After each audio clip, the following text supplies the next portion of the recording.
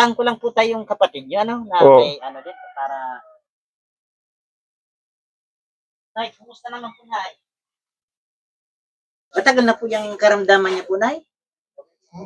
Mga 1 taon na. Mga 1 taon na po kayo na nararatay sa higaan? Hindi naman, nakakalakad naman kayo. Nakakalakad kaya lang hindi ganong malayo. Kasi asma, madali kayong hikain, pagurin. Hingal. O hingal po. So, dapat po talaga narito na lang kayo talaga sa bahay. Pahinga na po sa... Ilan taon na po kayo, Nay? 62. 60 po. Nung maranasan niyo po, 1 taon, mga 1 year na, ano po? Ganun po ba? Matagal na po yung asma Hindi. niyo?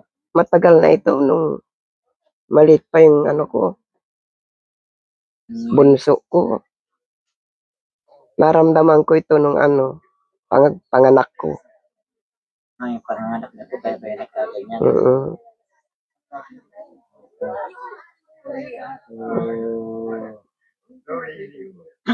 Mula po nung nagganyan ako, naging ano ninyo, nakaupo na lang kayo dyan. Hindi na kayo makapagtrabaho. Ay, wala na. Wala na po. Noon, malakas pa ako. Titinda ako. Tapos ngayon, nagluluto ng ulam, pang ano, lutong ulam. Yun po ang ano ninyo, yung kayo malakas pa, kayo nagluluto ng ulam at nilarasyon nyo po, nilalako? Hindi. May pisto po? May pisto. Yun po ang naging ano ninyo. Sa ngayon po, dahil kung nagkaganyan na kayo, hindi dito na lang kayo sa bahay. Nandito na ako sa anak ko. Katira. Alam mo po, Nay, ako may ibibigay din sa inyo, Nay, kunting tulong lang din po. Ano po? Pakukuha ko yung isang kahon.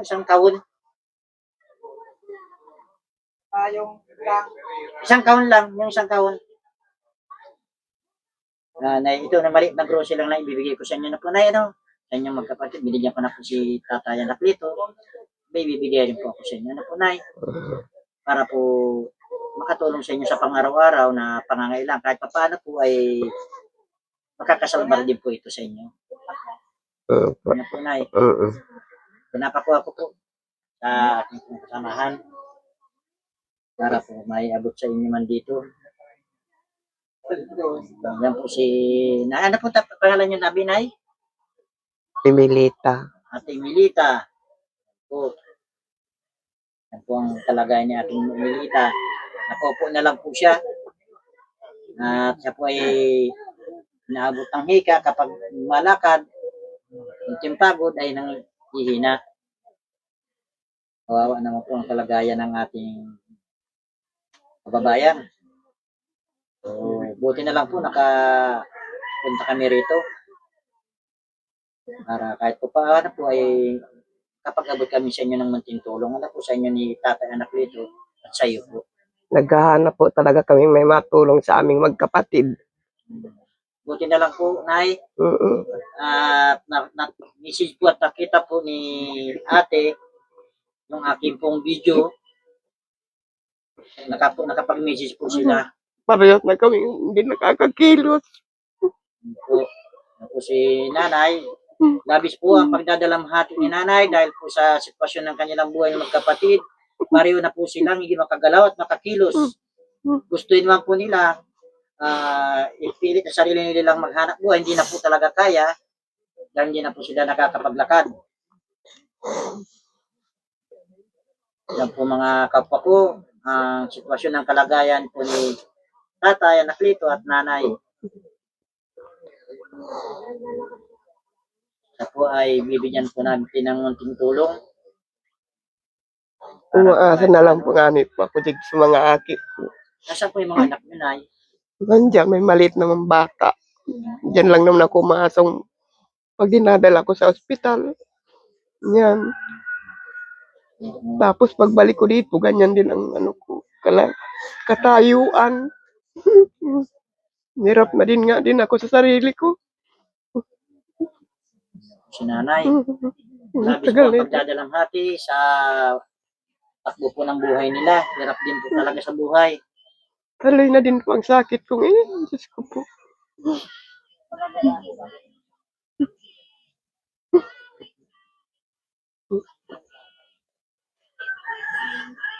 po, Nay, at kami po may bibigyan ng munting tulong sa inyo, Nay. Ito po, Nay, yung munting tulong na ibibigay ko po sa inyo. Ano po, Nay, ha? Yung tulong po. Yan po ay munting grocery po. Buhat po, ma'am, sa kapwa kulingap po. Handog mula sa puso po. Mayroon din po yan. Isang ano rin po. Ayan na. May bigas. May mga dilata po, Nay. Yan po. Kompleto po yan na yung grocery, Nay. Yan po ang munting tulong na ibibigay ko sa inyo, Nay. Bigyan ko din po kayo ng maliit na kas na ano po. Hindi man po ito kalakihan, pero po makakatulong na po na pambili ng gamot ninyo, Nay. Nay, pasensya nyo na po itong 1,000 na po. Yan po ay buhat sa kapagulingap po. Andun mula sa puso. Sa grupo po namin yan, Nay. Kailangan ko talaga ito at mabili ako ng gamot. Ayan yung mga reseta ko. Po. Nandiyan dyan sa may ilalim ng ano. Okay po, Nay. Hindi ako makabili at wala man pambiling Ngayon, ano. Nay, may pambili na po tayo, Nay. Yung ano ko, pampausok. Yung binibili ko parati para lang ako makahinga. Alam ko po yun, Nay, yung Hirap talaga ako masyado. yan po na ay makakatulong na po sa inyo. Ano po, Nay, sa inyo magkapatid niya na ni tatay na po ito. Oo, Nay.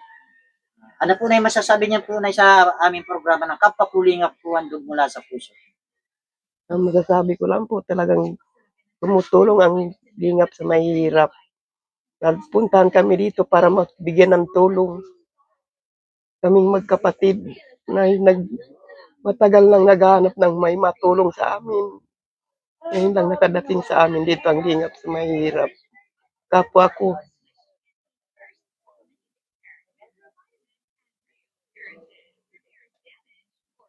Yan po ang ating pasasalamat ni Nanay po sa grupo po ng Kapapulingap po handog mula sa puso. Sana po ay suportahan niyo po ang aming programa ng Kapapulingap po handog mula sa puso. Please subscribe and like and share po and comment po kayo sa aming channel. Makaisa po kayo sa amin mapuntahan, mabigyan po ng munting biyaya mula po sa Kapapulingap po handog mula sa puso. Maraming salamat po sa lahat po ng aming mga taga-subaybay at sa mga nanonood po. Yun lang po at inuulit ko po, marami pong salamat. Thank you pong marami.